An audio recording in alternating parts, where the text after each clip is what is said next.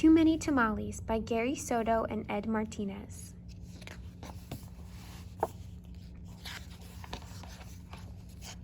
Snow drifted through the streets, and now that it was dusk, Christmas trees glittered in the windows. Maria moved her nose off the glass and came back to the counter. She was acting grown-up now, helping her mother make the tamales. Their hands were sticky with mesa. "That's very good," said her mother. Maria happily kneaded the mesa. She felt grown up wearing her mother's apron. Her mom had even let her wear lipstick and perfume. "If only I could wear Mom's ring," she thought to herself. Maria's mother had placed her diamond ring on the kitchen counter. Maria loved that ring. She loved how it sparkled like their Christmas tree lights. When her mother left the kitchen to answer the telephone, Maria couldn't help herself. She wiped her hands on the apron and looked back at the door. "I'll wear the ring for just a minute," she said to herself. The ring sparkled on her thumb.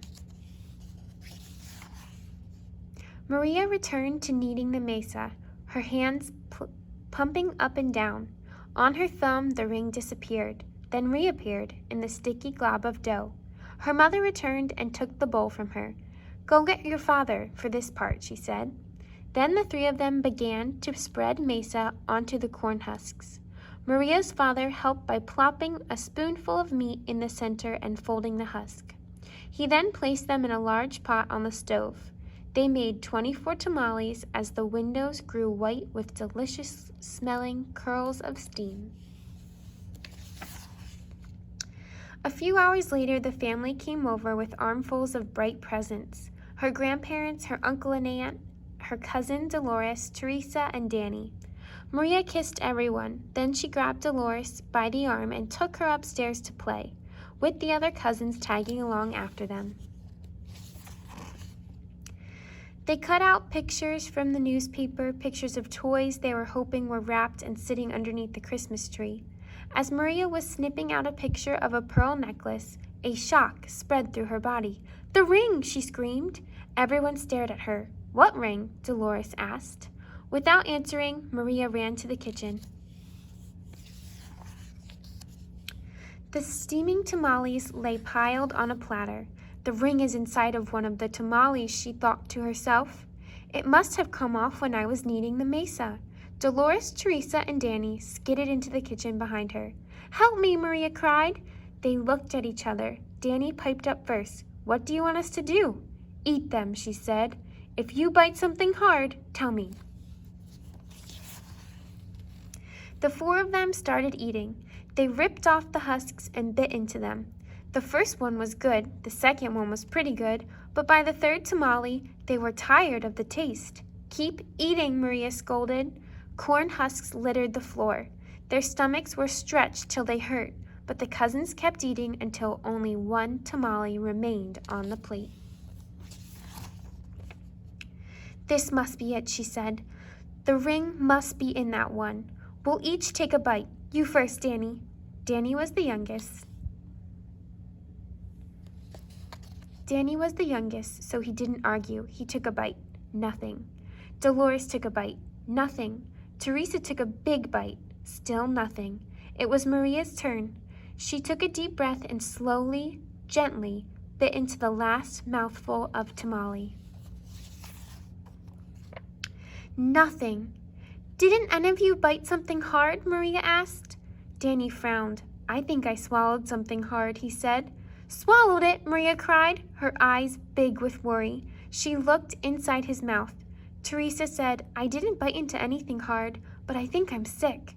She held her stomach with both hands. Maria didn't dare look into Teresa's mouth. She wanted to throw herself onto the floor and cry. The ring was now in her cousin's throat, or worse, his belly. How in the world could she tell her mother? "But I have to," she thought. She could feel tears pressing to get out as she walked into the living room where the grown-ups sat talking.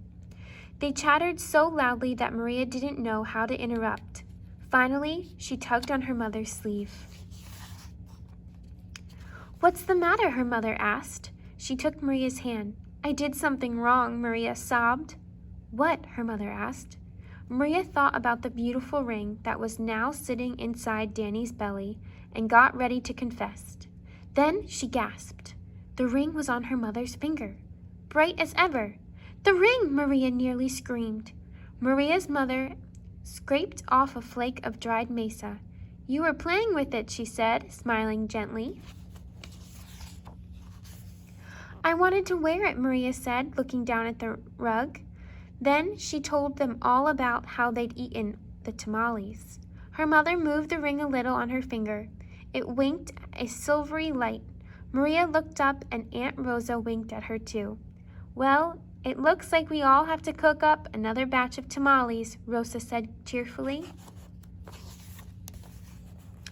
Maria held her full stomach as everyone filed into the kitchen, joking and laughing. At first, she still felt like crying as she needed a great bowl of mesa next to Aunt Rosa. As she pumped her hands up and down, a leftover tear fell from her eyelashes into the bowl and for just a second rested on her finger, sparkling like a jewel.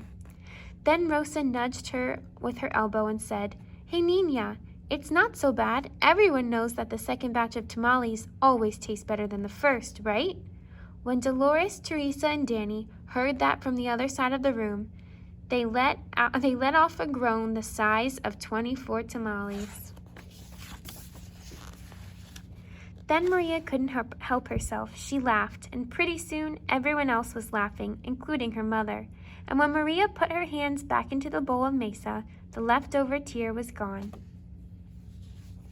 The end.